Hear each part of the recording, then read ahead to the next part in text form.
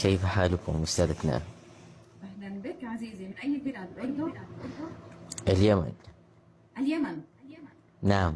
أول مشاركة لدينا من اليمن. أهلا وسهلا. حياكم الله أستاذة. طبعا أولا أنا معجب بمحتواك الجميل والنادر رغم الهراء الموجود في هذا العالم الأزرق، وأحييك على هذا المجهود. شكرا شكرا أستاذي. لدي طبعا مشاركة، ومغزى مشاركتي هو أن أسمع ملاحظاتك ورأيك أيضا.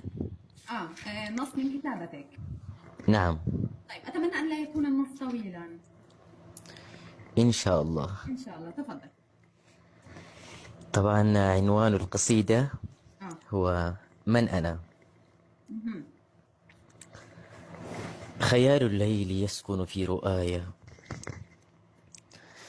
وخيل الصمت تصهل في دجايا، صراخ الآه يصخب في فؤادي، وكل الحزن يخلق من أسايا. سؤال كشر الأنياب نحوي، ويسألني بعنف من أنايا. يعاتبني ويضنيني بماذا، ويسأل من أنا ولما حنايا. يحاول مقتلي ويريد صلبي، فأهرب نحو أحضان المرايا. أيسأل من أنا وأنا سؤال تذيله القنابل والشظايا. أنا طفل وعمري 1000 عام، وليد غدي وأسكن في صبايا. أفتش داخلي عني فأحبو إلى أمسي، ولا ألقى خطايا. أنا جفن ضناه الدمع نعيا، أنا الطوفان يعبر في حشايا، أنا الموؤود في رمس الأماني، أنا حلم تغازله المنايا. أنا ابن الريح والأمطار أمي، وخلف الغيم تمطرني الحكايا. أنا وطن تؤرقه دموع، جفاف الأرض يسقى من بكايا.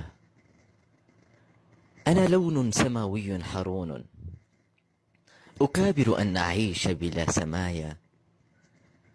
أنا نجم تؤرقه الليالي، أنا ركن حبيس في الزوايا. أتعرفني لتقرأ صمت بوحي، أتدرك ما تخبئه شفايا. أنا عني فقيد لم أجدني، وتحملني كما طفل يدايا. أواري داخلي أوجاع قومي، وأحمل فوق أكتاف الضحايا. خفافيش المساء تنال صبحا، وصبحي مات حزنا في مسايا. وصبحي مات حزنا في مسايا. بسلامتكم. الله الله، خليك. وين رايح؟